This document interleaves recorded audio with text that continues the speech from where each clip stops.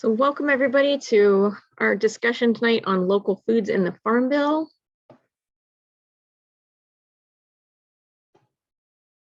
I'm Laurie White with Community Farm Alliance, Central Kentucky Local Food Coordinator. And our co-host this evening is Kimmie.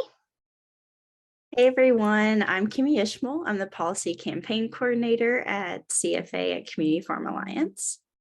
We do have a special guest this evening, Ben Feldman. You can introduce yourself. Hi everybody, Ben Feldman. I'm the Executive Director with the National Farmers Market Coalition.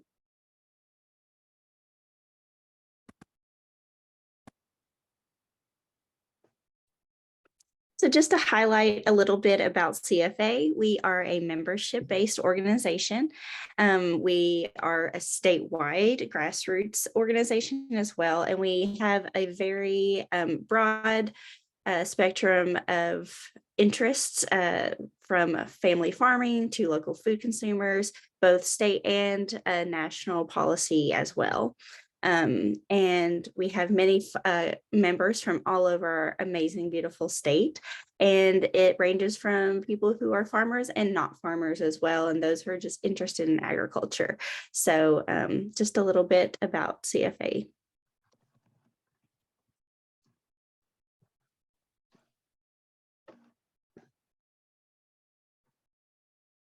And to give an introduction to the Farmers Market Coalition, we are a 501c3 membership-based nonprofit, and our mission, of course, is to strengthen farmers markets for the benefit of farmers, consumers, and communities.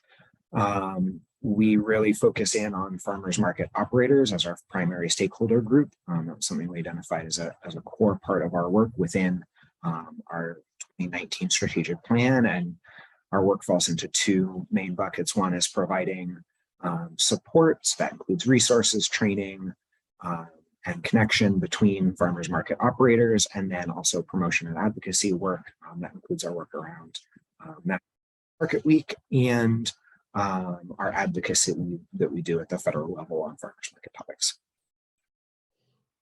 So we've introduced ourselves, but we hope you'll also introduce yourselves in the chat and just tell us your name and where you are in Kentucky and what your role is in local foods.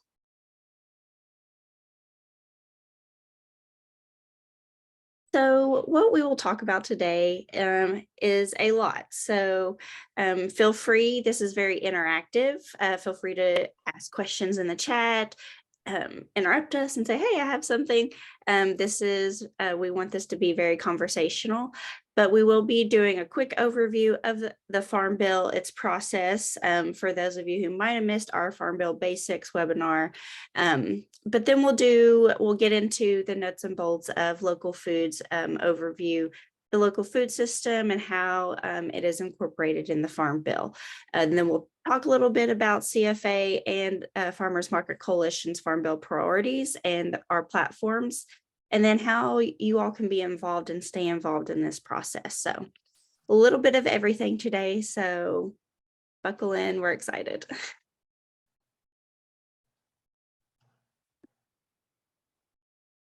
Just in case you missed the Farm Bill 101, it goes through like all the parts of the Farm Bill. We're just going to focus on a few parts of it tonight. We recorded it and the recording is available on YouTube. And so I think that link to the recording is going to go in the chat. Yes, there it is. Thank you, Kimmie.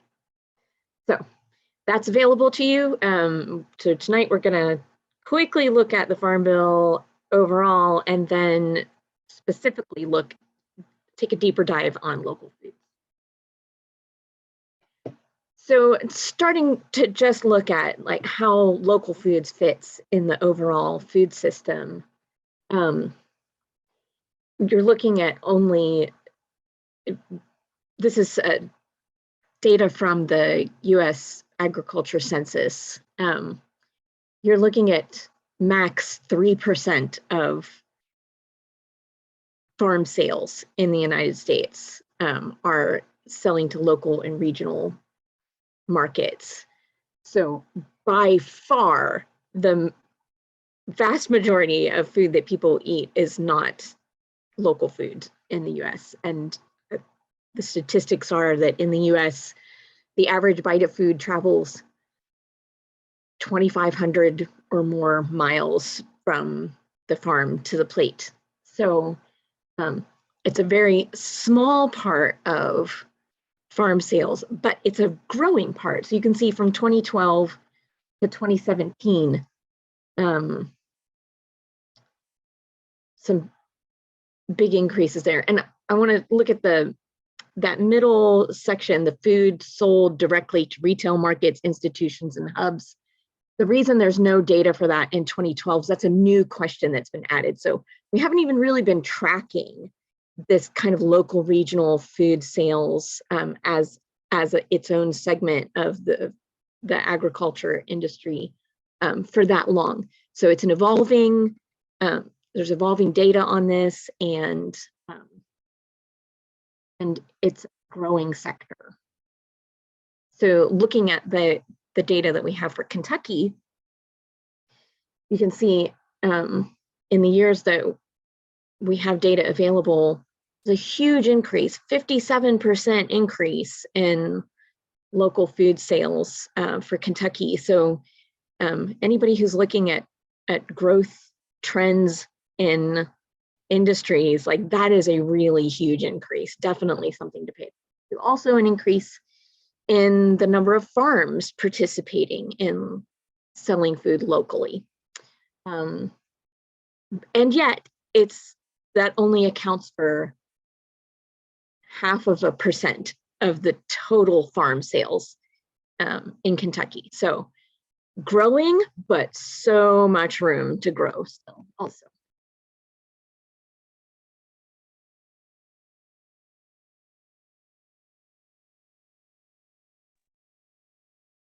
This one's my slide, right? So yeah, so just to provide some context of farmers markets in the US, and maybe slightly different data sources, some more recent data sources about the size of the farmers market industry.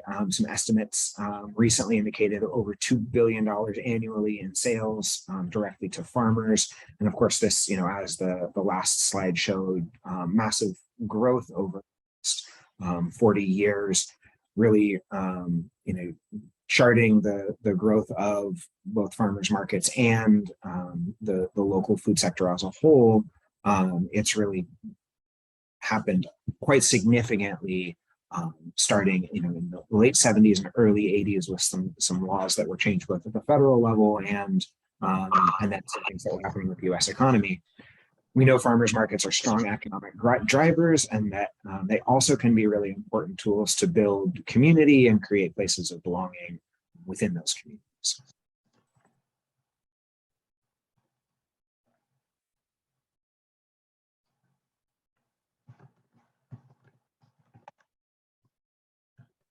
I was muted. So when looking at farmers markets in Kentucky, I really wanted to focus on what our positives were, what the impacts have been. And so far we have over 170 farmers markets in Kentucky, which is very huge. And also economic wise, like Ben had just touched on, farmers markets are very important economically. So for every $1 in nutrition incentives spent on farm direct purchases could contribute up to $3. But also, I did want to note something that is not on the slide is from 2013 to 2020, SNAP incentive participation increased 123% at farmers markets. And there is a little bit of correlation of Kentucky double dollar starting in that time too, which we could talk about later on today when we get into local food programs and things like that. So very successful and growing farmers markets in Kentucky.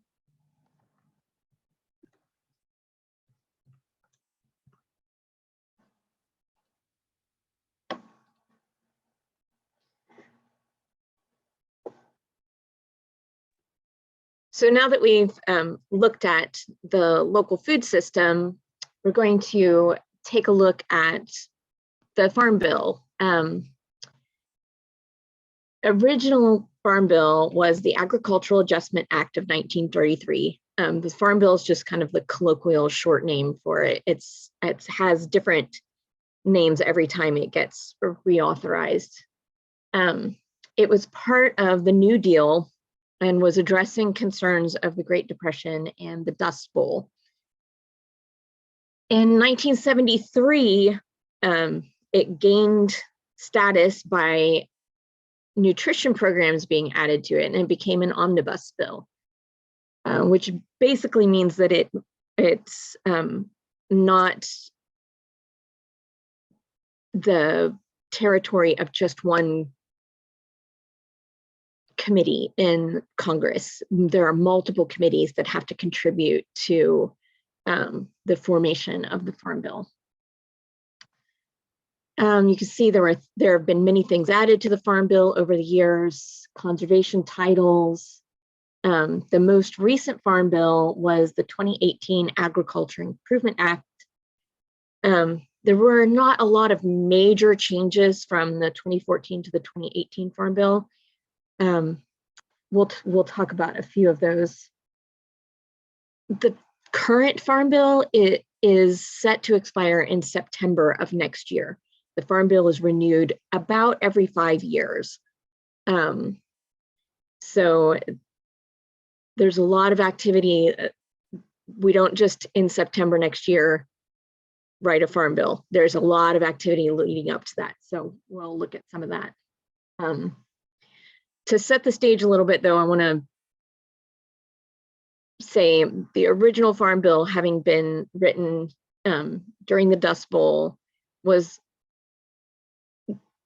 explains a little bit about why the Farm Bill still is the way that it is today. So it was written with the prairie agriculture of the Midwest largely in mind. And you can still see the remnants of that today in the Farm Bill, that a lot of the spending in the Farm Bill is geared at the big commodity farms in the Midwest. Also, looking at the context of the Farm Bill, it was written in the 1930s. This was before the Civil Rights Movement. And so and a lot of those Midwestern farms were owned by European settlers who got their land through the Homestead Act. So the Farm Bill really, and the whole American agriculture system was founded on stolen land from broken treaties with Native peoples and the stolen labor of Africans in the slave trade. So there have been a lot of improvements in the Farm Bill to address some of those inequities, but there's still a long, long way to go on that.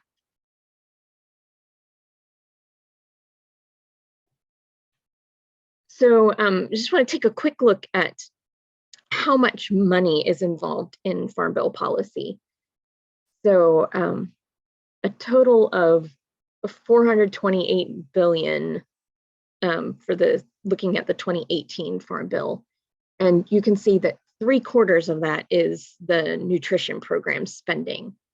And then in the quarter is 3 titles of the Farm Bill: conservation, commodity programs, and crop insurance account for almost all of the agriculture related spending. And then that little tiny black sliver at the top, that 4.2 billion, includes everything else that's in the Farm Bill besides those 3 big programs and the nutrition programs, including most of the local foods provisions that we're going to discuss today.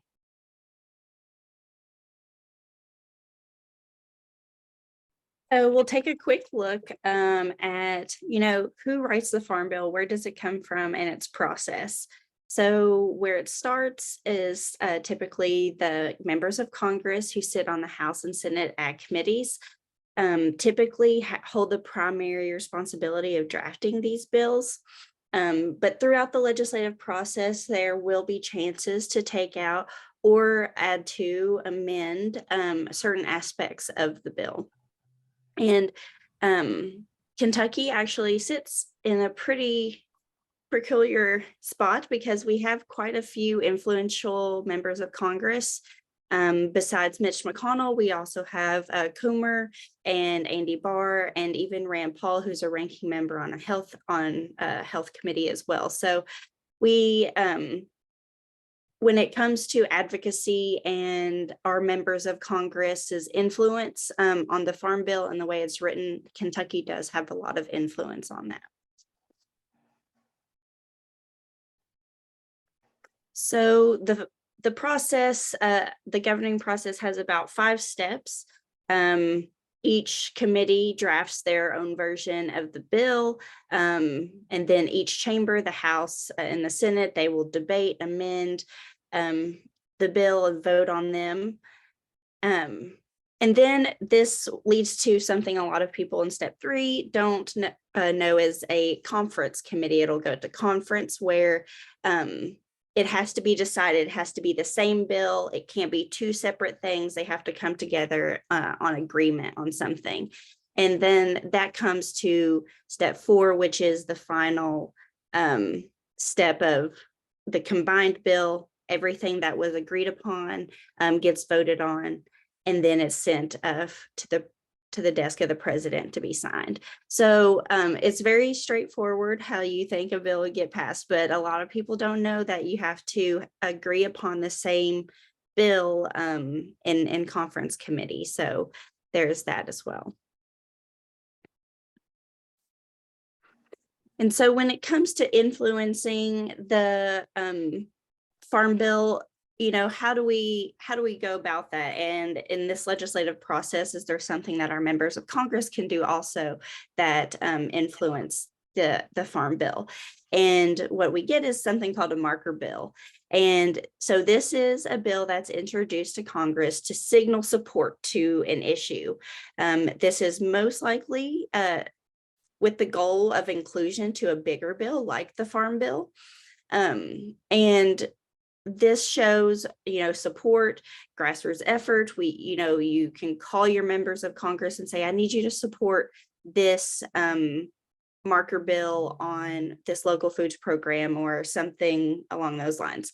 There are many different marker bills and levels of support. So though do note typically that these bills typically do not become law or standard law or anything like that. They're just introduced to show support and get sponsors, co-sponsors to show support in that aspect. After the Farm Bill is passed, though, it will need appropriations and then rulemaking and implementation. Doesn't just happen overnight. There is things to come after as well. So those are additional points at which you can engage with your lawmakers. Yes. So like there will be broad outlines for programs in the Farm Bill, but then the details of how that program is implemented will take place in rulemaking, and there will be comment periods a lot of times on many programs.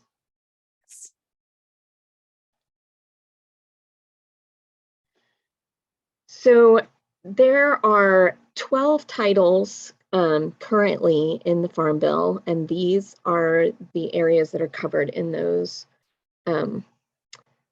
first 2, commodity programs and conservation, together with Title 11, crop insurance, are the biggest spendy parts of out of the different titles.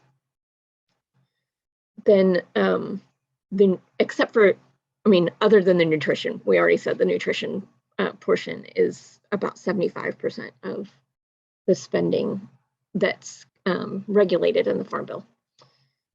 But other things like USDA rural development, some of that is agriculture related, but some of it's just community development, utilities, and research extension related matters. So if there are things you think need more research in agriculture, that's a title that would be interesting to you.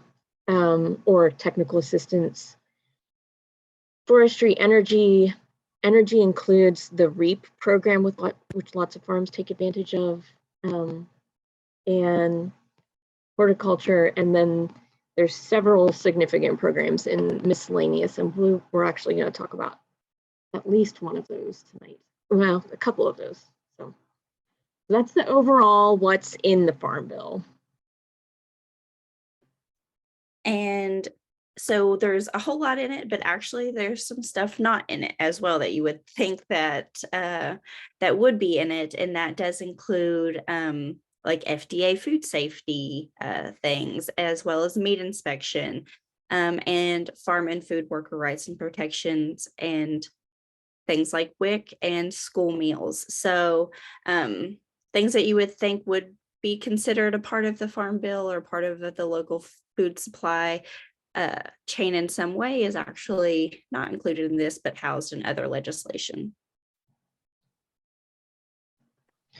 So there's not one section of the Farm Bill that's about local foods. There's little bits and pieces in multiple titles of the Farm Bill that affect local foods. So we're gonna go through and look at these places that have an influence on local food systems. The LAMP programs, nutrition, there are parts of that nutrition spending that are focused on local food. So we'll look at those programs that are tucked in that big chunk. There's some support for local food system infrastructure in rural development, and there's a new and growing emphasis on urban agriculture. And then there are a lot of things in there that are supports for individual producers.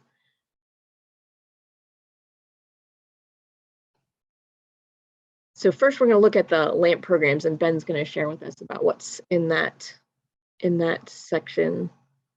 Yeah, so the LAMP program stands for Local Agricultural Market Program, and this was in the 2018 Farm Bill. The Farmers Market Local Food Local Food Promotion Program and the Value Added Producer Grant were combined with the newly created Regional Food System Partnership Program into the Local Agricultural Marketing Program. And the reason for that was in large part a strategy to get those programs what are known as baseline funding, which is a level of funding that basically assures that the programs continue both in like the next Farm Bill, and like if the Farm Bill doesn't get completed on time, they'll extend it, but they'll just extend the baseline programs typically. So in the past, advocates for farmers markets and local food efforts we've had to focus on making sure these programs are kept in the Farm Bill for the next round.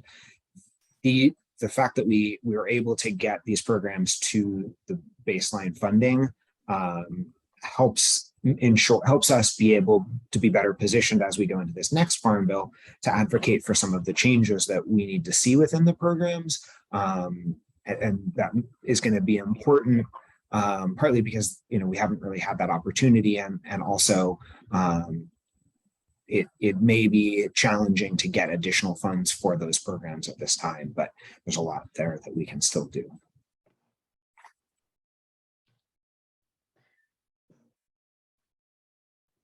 So I just want to point out some of where these LAMP programs have benefited local and regional food systems in Kentucky specifically. And this data analysis is thanks to our friends at the Kentucky Center for Agricultural and Rural Development, or KCARD. So since 2015, there have been $10 million in federal investments in local food projects through LAMP programs. Just in 2022, there were $2 million of projects funded through LAMP programs in Kentucky. Some of those projects include things that you're probably familiar with. CFA's Farmers Market Support Program and Market Manager Cost Share. If you are with a farmers market that participates in any of Community Farm Alliance's programs, maybe you could give us a hand up, raise your hand and let us know that we're you're with us. It's value-added producer grants have supported farms transitioning to organic. They've supported meat, dairy, and vegetable processing facilities and capacity. They funded value chain coordinators who do the work of helping farms get their products into new and more markets. And they support UK extension and ag nonprofits in a lot of the work that they do supporting Kentucky farmers. Yeah, and Martin put in the chat that's up and coming, a Louisville Regional Food System Partnership that's going to be working on local food partnerships in the Louisville area in the next couple of years, which we're hiring for right now. So anybody in the Louisville area interested in advocating for local foods, we've got a job for you. So looking at local foods in the nutrition title, so there is a lot that could be talked about, but we'll kind of focus just on these three.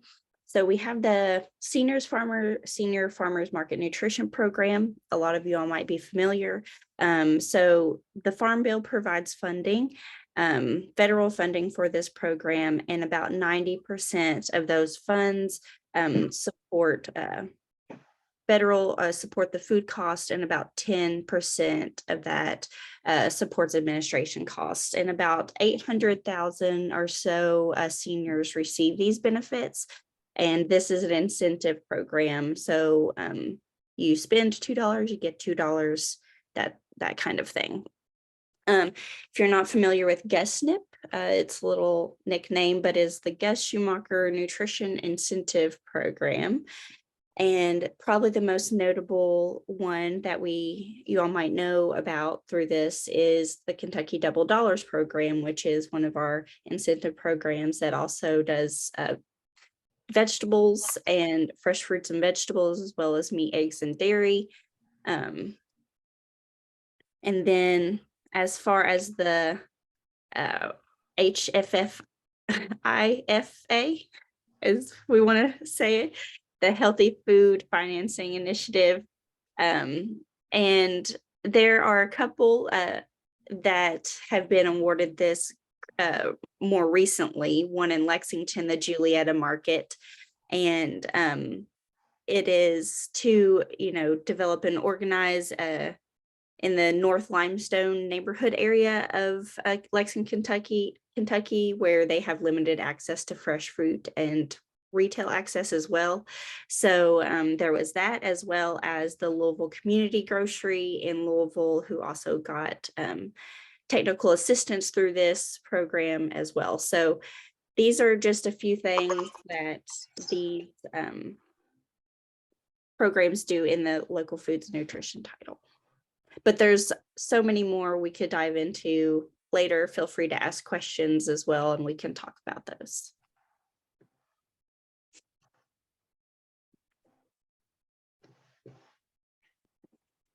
So there's some programs that can support infrastructure for local and regional food systems, especially in USDA rural development.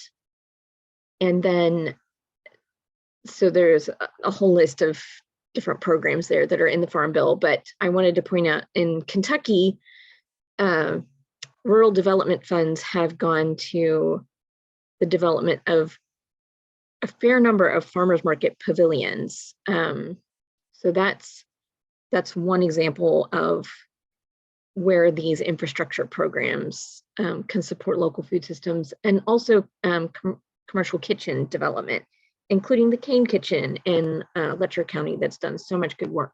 So where local food systems really need capacity for processing, aggregation, distribution, developing cooperatives, those are all supported in the Farm Bill with these programs. And then for individual producers, there's so much in the Farm Bill. There's what kind of credit or loans producers can get is laid out in the Farm Bill. What kind of terms they can get, who's eligible to get farm loans, what technical assistance is available to producers. There's some food safety issues that are covered in the Farm Bill, including technical assistance and grants to help comply with food safety regulations. There are supports for beginning farmers. That's one of those things that's in the miscellaneous title of the Farm Bill, as well as historically underserved producers. The programs that support assistance for beginning farmers and historically underserved producers or socially disadvantaged farmers, as the USDA language uses, are under a program called FOTO, and those are in the miscellaneous title of the Farm Bill. So another way, the work that Community Farm Alliance has been doing with building the Black Farmers Network and starting the Black Farmer Conference has been funded through the 2501 program, which is part of FOTO in the Farm Bill. So lots of things there to have comment about what kind of support producers need, who should be eligible, how different programs should be run, who they should be serving. All of that stuff are Farm Bill issues also. So looking at urban agriculture and local foods and in the Farm Bill, a lot of these examples came from the 2018 Farm Bill and what was really expanded on from there. We, developed an Office of Urban Agriculture and Innovative Production at USDA to encourage and promote urban and indoor and other emerging agricultural practices, but also it expanded on different broad categories like marketing and promotion, business assistance and agricultural research, rural and community development, nutrition and education, and farmland conservation. And these could include examples like farmers market programs, rural cooperative grants, child nutrition programs, USD research, and things like that. So a lot of the three main focuses, I would say, with urban agriculture are that Office of Urban Agriculture and Innovation Production, new possible grant programs, and expanding research on that. And I did put on there just a little bit about the Farming Opportunities Training and Outreach Program that Laurie had touched on previously as well. So that is something from the 2018 Farm Bill that we are looking to hopefully expand for new beginning farmers. That could be crucial for urban ag as well.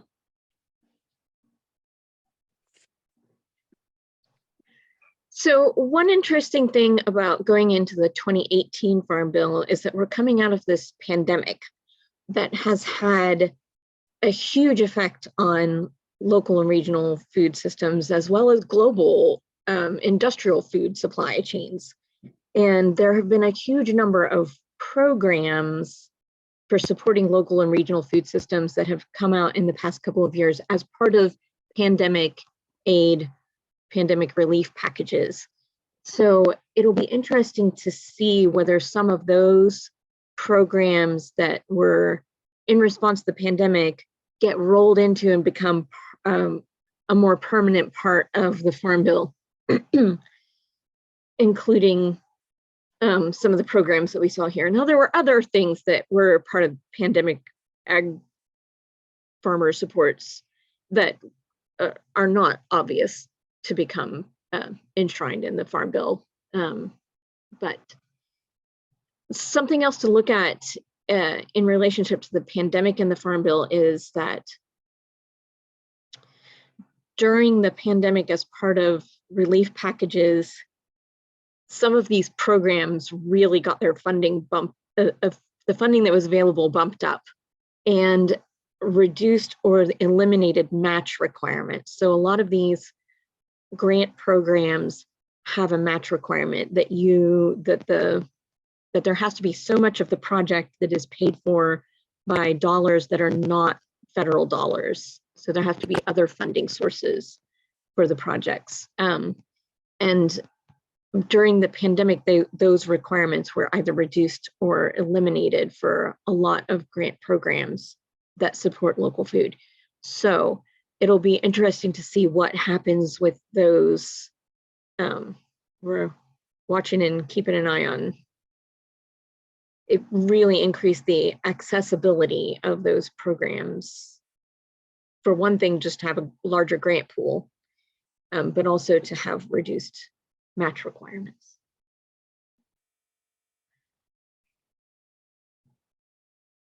And I want to talk about competition and how the Farm Bill affects competition. And it might not be totally obvious that commodity programs are tied to local foods, but when they favor some players in the food system, that's a little bit like putting other players in the food system at a disadvantage. So those big spendy portions in commodity payments and crop insurance payments largely go to only the biggest, richest industrial scale farms. And so that puts local small scale producers and beginning farmers at a disadvantage. It drives up land prices, makes it harder to get into farming.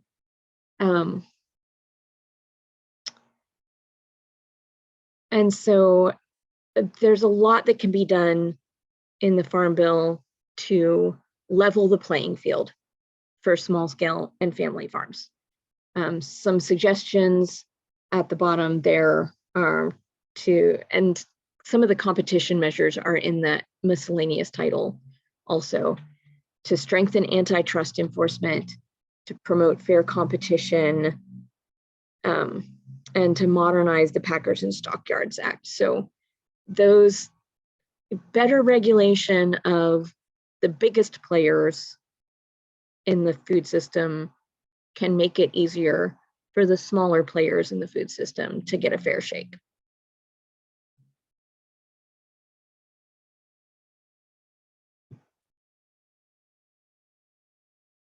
All right, so we're going to kind of lead into some of our Farm Bill priorities and our platforms.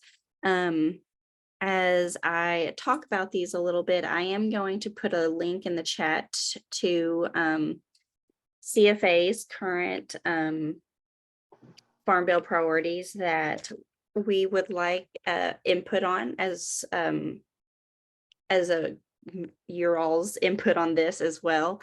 But these priorities were generated from our members, and just a couple, as you can read on here, like reduce or eliminate match requirements for FMMPP and GUSNIP grants, or increase funding for senior farmers market nutrition program, things like that, that we are looking for, and things that are important to you when it comes to your work in local foods. Laurie, do you have anything you want to add to that? I was just going to say, anybody who registered for the Zoom, you should have gotten this emailed to you today, and we invite you to comment on it. We've only put in the slideshow tonight the ones that are specifically related to local regional food systems, but there's other priorities included in our Farm Bill platform. And so what we'll do with that is that when we have the opportunity to meet with lawmakers, we can take that and say, this is what Kentucky food system advocates have said is important to them to have in the Farm Bill. And we can also use that with the public also to say, this is what we stand for, so people can know what we're about.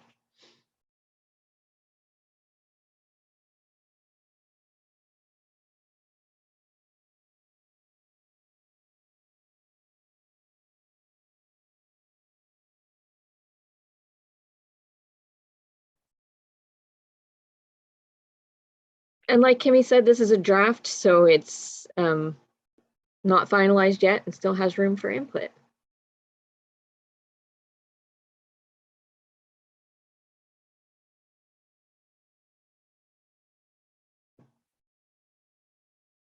Anybody have any questions on this so far? Y'all have been very quiet.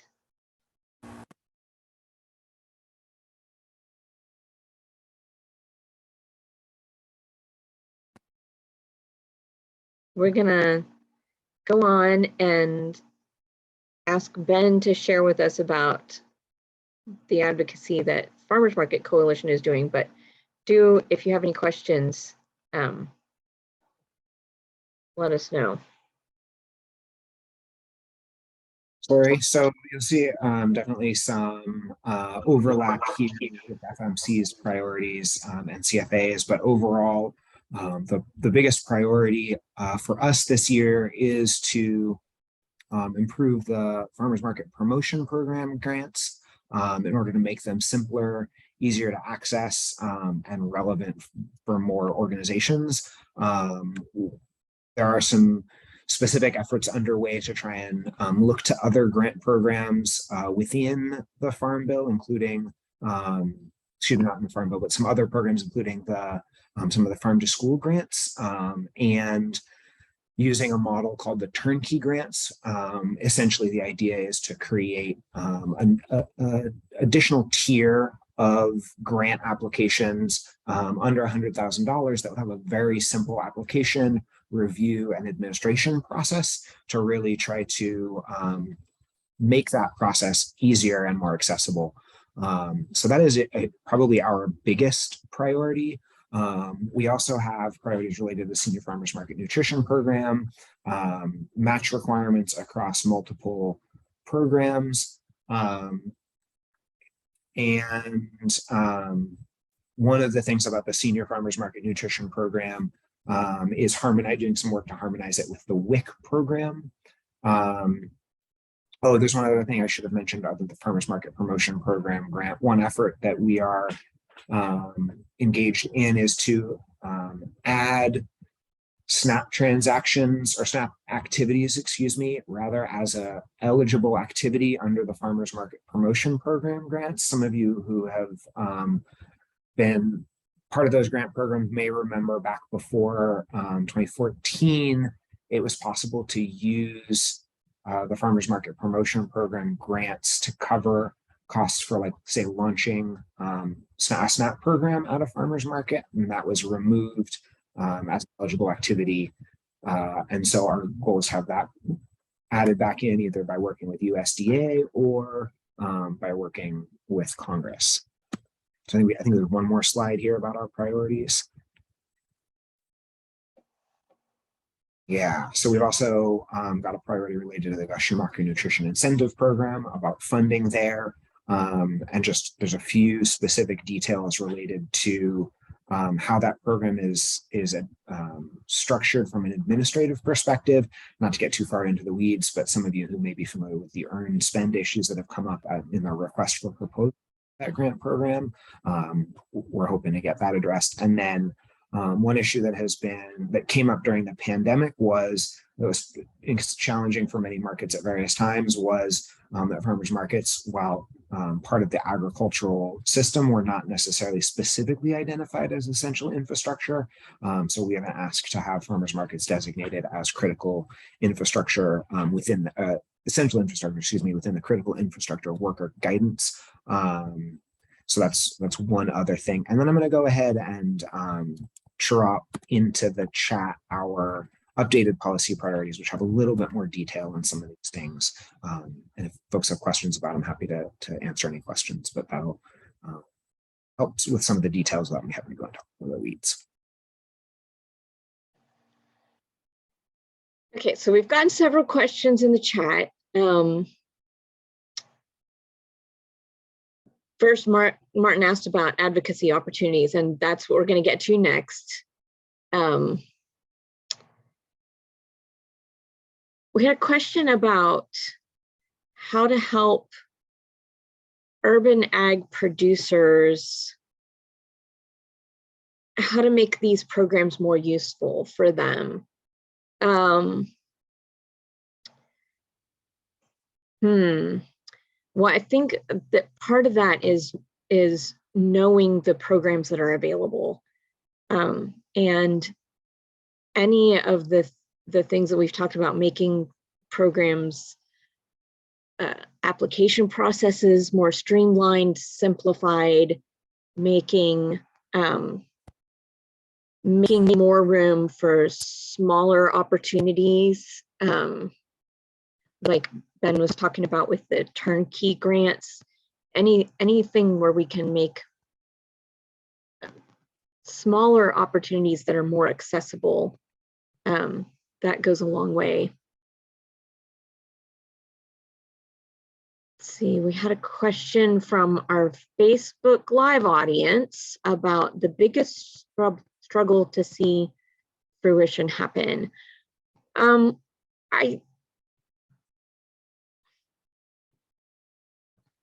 The lobby for commodities and big industrial ag is very influential. And I think that is a hard something to chip away at. If it's been really great to get some emphasis on local foods in the Farm Bill and the programs that exist, but there's so much more that could be done to make our food system more equitable. But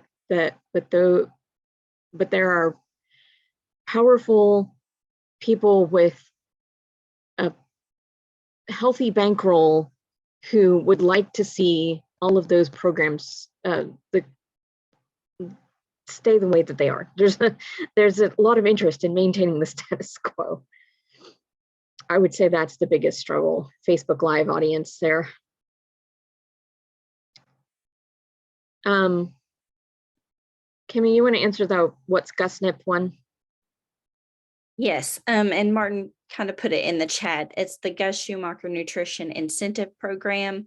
It provides funding to make healthy food more affordable, as well as some food prescription programs. Oh, Martin answered it in the chat. I just haven't got that far yet. Yeah, and he also noted that only 8 organizations got a share of $40 million. So that is not good. So when we talk about like, what can we do now that we know this connection between local foods and the Farm Bill, and we have issues that we care about, what can we do? So advocating is in many shapes, sizes, and forms. So you can attend more trainings and webinars like this one, just to stay more informed, more knowledgeable, stay up to date on what's going on. Or you can become a part of the Kentucky Food Action Network, which I'll put the link to that in the chat. CFA is a part of that. It is a policy network that is also focusing on the Farm Bill. You can also contribute to CFA's platform, like how we put our Farm Bill priorities earlier in the chat, possibly attend a lobby day, advocate for different marker bills, like contacting your member of Congress to see if you could get their support, or ask your members of Congress if they could come visit your farm or farmer's market or something like that. And also there is an opportunity for you to complete the House Ag Committee Farm Bill review. And here's the link to that in the chat for you if you are looking to advocate in that way. Slide.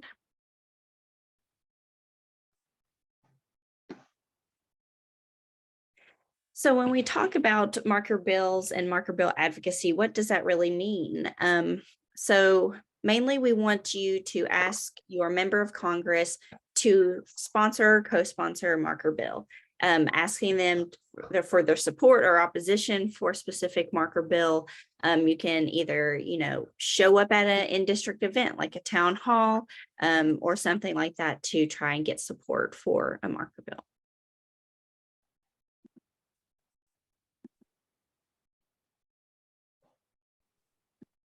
So there are some marker bills that have already been introduced that we're following. More will probably be introduced once the new Congress is in session in January. And most of these will probably have to be reintroduced to the new Congress. Laurie, yeah. Sorry, you brought up a great point really quick. I do want to point out earlier when I talked about the committees and everything, it is unclear who would be chairing those committees currently, the House and Senate Ag committees where the Farm Bill starts because of the election. So thank you for bringing that up again, but I forgot to mention that earlier. During the pandemic, there was a lot of emphasis on strengthening meat processing, and there were a bunch of initiatives introduced in relationship to that, mostly as marker bills. Some of them became part of pandemic aid packages, but some of them are still out there. There are a bunch of anti-competitive things addressing consolidation in the food system that we talked about earlier. And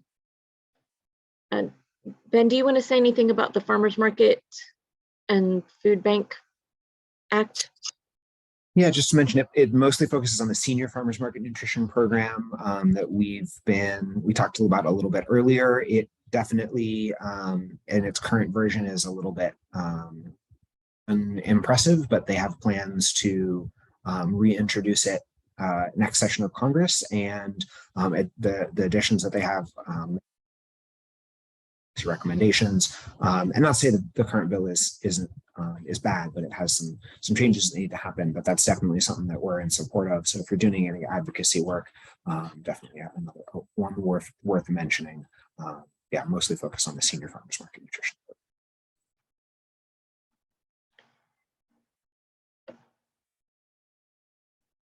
So as Kimmie said before, it's hard to have a lot of influence over a really huge piece of legislation like the Farm Bill, but little pieces of it can be approached with marker bills that can allow you to have more influence over these small parts of the Farm Bill.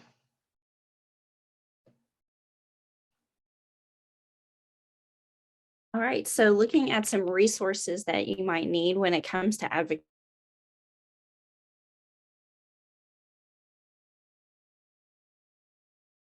Uh-oh, Kimmie froze on us. So just want to What is it? You were freezing up. Oh, I'm sorry.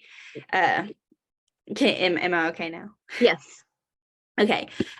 So as far as CFA membership goes, you totally get access to more trainings, webinars. We do have separate working groups as well, like a meat processing working group, have access to our newsletters and be able to network with other farmers and develop relationships with them, as well as staff to help navigate more Farm Bill issues if you have them.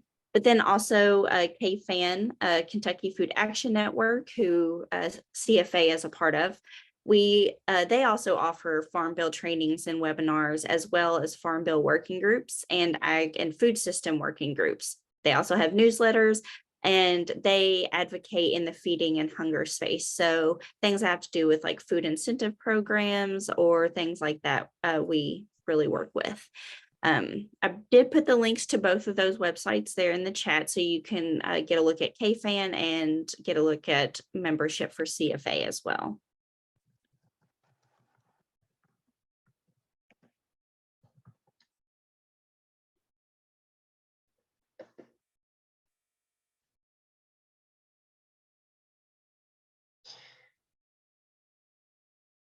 So we've got a very short survey for you. It's only 3 questions. Kimmie, can you put that in the chat? Great. We would love to get your feedback on the Farm Bill work that we're doing, and let us know about what you still need to know.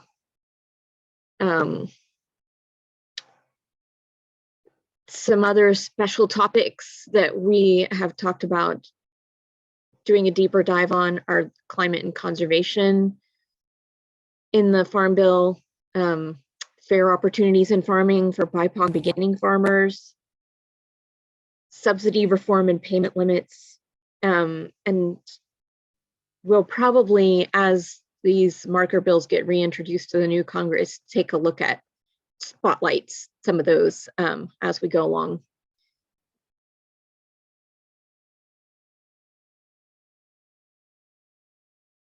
Yeah, so that, can we put that link in the chat, the Google form? It's a 3-question survey, would really help us to know what we can best do to help you be ready to make your voice heard and shape this incredibly influential piece of legislation.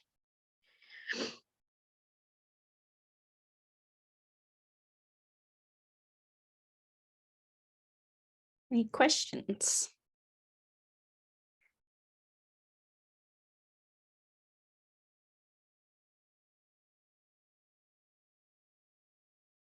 I want to especially thank Ben for joining us tonight, all the way from California.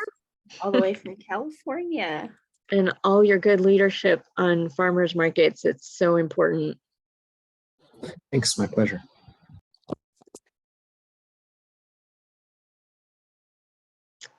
We'll hang out for a few minutes in case there's any more questions, but that concludes our program for tonight. Thank you all for joining us. We hope to do this again soon.